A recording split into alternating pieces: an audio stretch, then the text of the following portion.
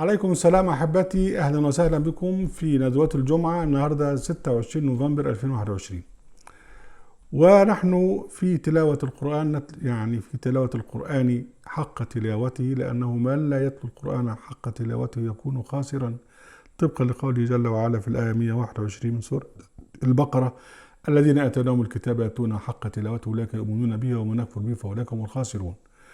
ونحن في الآية الأخيرة من سورة يوسف اللي هي قول سبحانه وتعالى: لقد كان في قصصهم عبرة لأولي الألباب ما كان حديثا يفترى ولكن تصديق الذي بين يديه وتفصيل كل شيء وهدى ورحمة لقوم يؤمنون. الآية 111.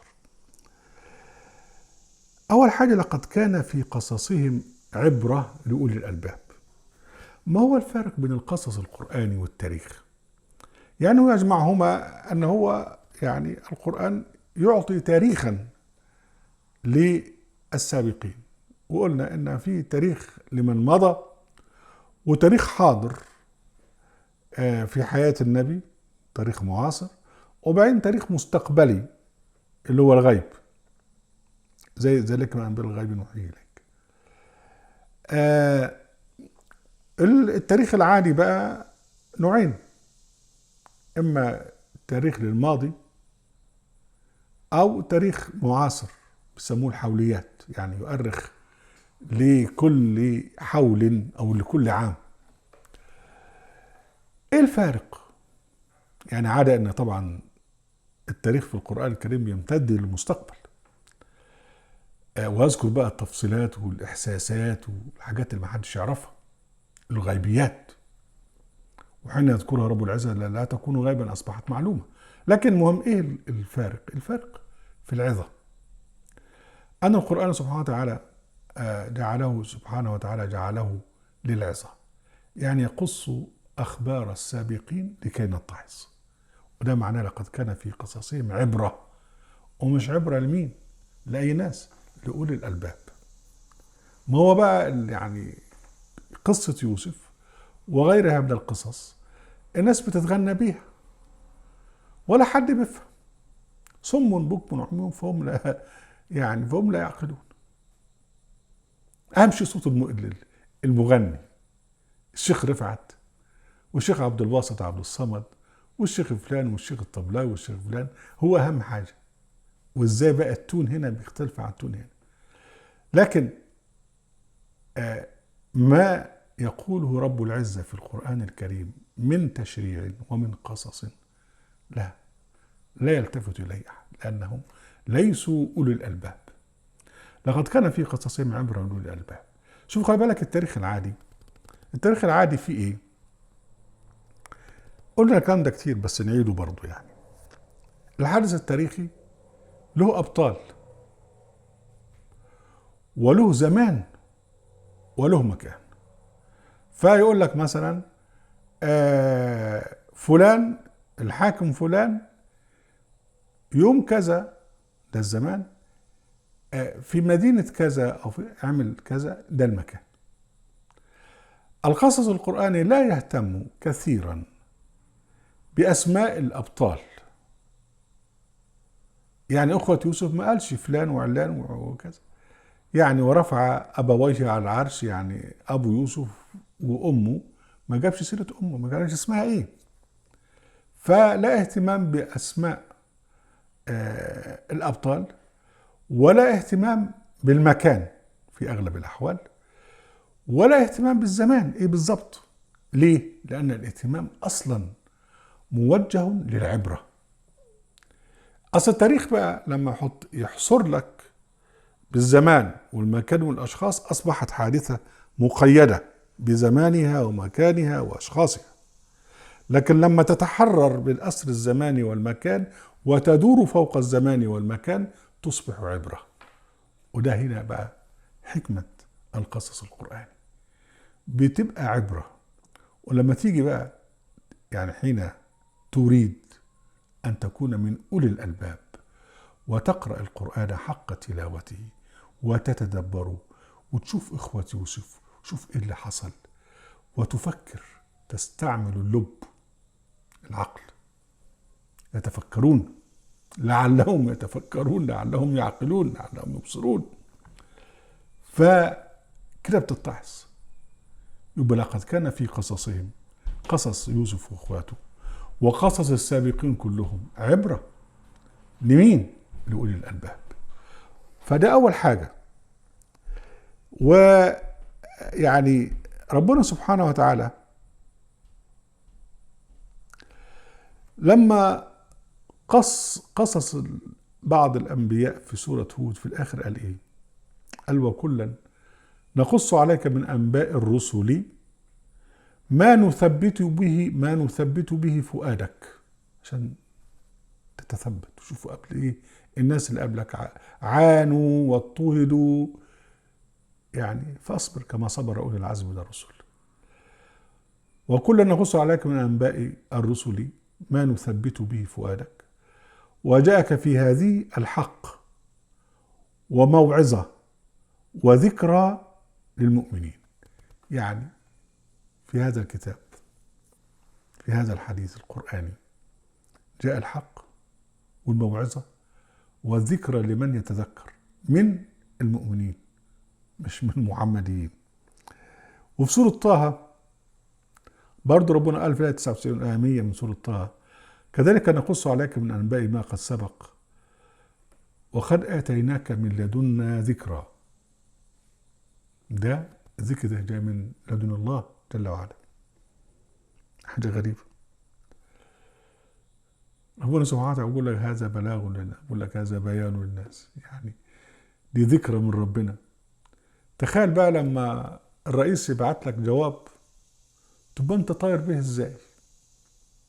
تقدر بقى تحوله الى اغنيه وتغني به؟ لكن لا، البلاغ هذا بلاغ للناس ولينذروا به وليعلموا انما هو اله واحد وليذكر اولو الالباب. في اخر سوره ابراهيم تحولنا هذا البلاغ الى رقص والى غنى، والشيخ عبد الباسط عبد الصمد، والشيخ عبد الصمد عبد الباسط الى اخره. كذلك نقص عليك من انباء الرسل، من انباء ما قد سبق وقد اتيناك من لدنا ذكرى. الايه الثانيه صعبه قوي. من اعرض عنه فانه يحمل يوم القيامه وزرا. اللي يعرض عن هذا الذكر يبقى حاشيل على قفاه وزر ياتي به يحملون اوزارهم على ظهورهم الا ساء ما يزرون. بعد كده ربنا قال ما كان حديثا يفترى. ليس في أي كتاب إلهي نزل على الأنبياء السابقين والكتاب الإلهي الخاتم نزل على خاتم النبيين عليه وعليهم السلام ليس فيه افتراء، بل هو الحق. ربنا قال وبالحق أنزلناه وبالحق نزل. فالحق كله في كتاب الله. أي كتاب في الدين وينسب بقى وحي، يقول لك السنة وحي، وجماعة الشيعة عندهم بقى الأئمة معصومين ويجي لهم الوحي، والأولية بيقول لك العلم اللدني وبينزل عليه الوحي. دي بقى وحي شيطاني، ده افتراء. وده بقى ربنا ومن أظلم من افترى الله كذبا وكذبته، فمن أظلم من افترى الله كذبا. ربنا قال انه لا يفلح الظالمون لكنه لا يفلح المجرمون. فإذا الافتراء هو في الأحاديث غير القرآن الكريم. ربنا قال ما كان حديثا يفترى. وربنا قال في سورة فاطر الآية 31 والذي أوحينا لك من الكتاب هو الحق مصدقا لما بين يديه. هنا بقى هنخش في موضوع تاني، أن الحق الذي جاء في القرآن الكريم جاء مصدقا لما سبقه من كتب إلهية. وده والذي أوحينا لك من الكتاب هو الحق مصدقا لما بين يديه، يعني لما سبقه. وفي سورة آل عمران الله لا إله إلا هو الحي القيوم نزل عليك الكتاب بالحق مصدقا لما بين يديه. وفي سورة المائدة وأنزلنا لك الكتاب بالحق مصدقا لما بين يديه ومهيمنا عليه، لأنه محفوظ. إن هذا القرآن يقص على بني إسرائيل أكثر الذي هم فيه يختلفون. أنت مختلف، اجعل القرآن الكريم. شوف بيقول إيه. وفي سورة الأنعام وهذا كتاب أنزلناه مبارك مصدق الذي بين يديه، برضو نفس الحكاية الآية 92. نرجع بقى لنفس الآية 111: وتفصيل كل شيء وهدى ورحمة لقوم يؤمنون. واحد يقول لي الله، تفصيل؟ طب فين يا عم الصلاة؟ فين الركعات؟ ده ربنا ذكر يوم السبت ويوم الجمعة وما ذكرش بقى بقية الأيام. طيب فين بقى قوانين الإسكان؟ فين قوانين المرور؟ فين التعامل مع كذا؟ فين التعامل مع كذا؟ سبحان الله. لو ربنا سبحانه وتعالى عايز يعمل كتاب قد مساحة الكرة الأرضية هيعمل. تدبروا قوله جل وعلا في سورة الكهف الآية 109: قل لو كان البحر مدادا لكلمات ربي لنفد البحر قبل أن تنفد كلمات ربي ولو جئنا بمثله مددا. وتدبروا قوله جل وعلا في سورة لقمان الآية 27: ولو أن ما في الأرض من شجرة أقلام والبحر يمده من بعده 7 أبحر ما نفدت كلمات الله إن الله عزيز حكيم. لو ربنا عايز يعمل كتاب هيعمل، لكن هو نزل كتاب محدد له أول وآخر، ويعني الأجزاء بتاعته صور، يعني معناها سور، كل آية كل سورة فيها آيات محددة ومرقمة. ده طبعا غير الأحاديث، لا لها أول ولا لها آخر. لا شوف بقى الموطأ إجا بعديه كذا إجا بعديه كذا، وكل شوية الواحد يجيب ويزود واحد كذا ويقول لك احنا بنحقق في الأحاديث. ويجي بقى الألباني لغاية دلوقتي عمال بيحقق ويقول ده صح وده غلط. ايه يا عم الهرس ده؟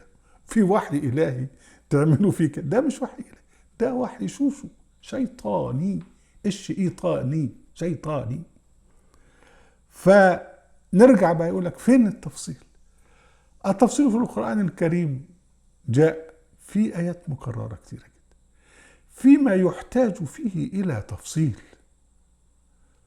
يعني احنا كتبنا كتير في شرع الله في القرآن الكريم والتفصيلات اللي فيه، والتفصيلات اللي فيه جاءت عن علم ولا يفهمها إلا الذي يؤمن بالقرآن الكريم وحده. لأن الذي يؤمن بالقرآن الكريم وحده يكون القرآن الكريم هدى له ورحمة، ويكون له معلما يتعرف به على دين الله سبحانه وتعالى. يقول سبحانه وتعالى في الآية 52 من سورة الأعراف: ولقد جئناهم بكتاب فصلناه على علم. إذن تفصيلات القرآن الكريم على علم، وبعدين وهدى ورحمة لقوم يؤمنون. شوف خلي بالك، شيء بيتكرر في القرآن الكريم في التكرار في القصص، التكرار في التشريعات، في إيجاز بعد تفصيل وفي تفصيل بعد إيجاز. وأي واحد يألف كتاب، وأنا طبعا رجل مؤلف، لما أذكر الموضوع مرة واثنين وثلاثة لابد أن أقع في التناقض وفي الاختلاف. لكن القرآن الكريم لو كان من عند الله لوجدوا فيه اختلاف.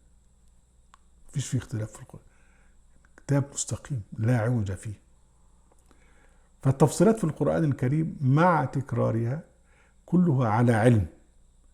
طبعا المجال متسع بقى للي عايز يعني يصد عن سبيل الله، واللي عايز يبغونها عوجا، واللي عايز يعني يسعون في آيات الله معاجزين. وربنا سبحانه وتعالى توعدهم في سورة الحج، وتوعدهم مرتين في يعني في سورة سبأ. ويعني هم كثرة لكن ما يهمكش. يوم نقول لجهنم هل امتلأت وتقول هل من مزيد. أهلا وسهلا بكم وعليكم السلام أحبتي.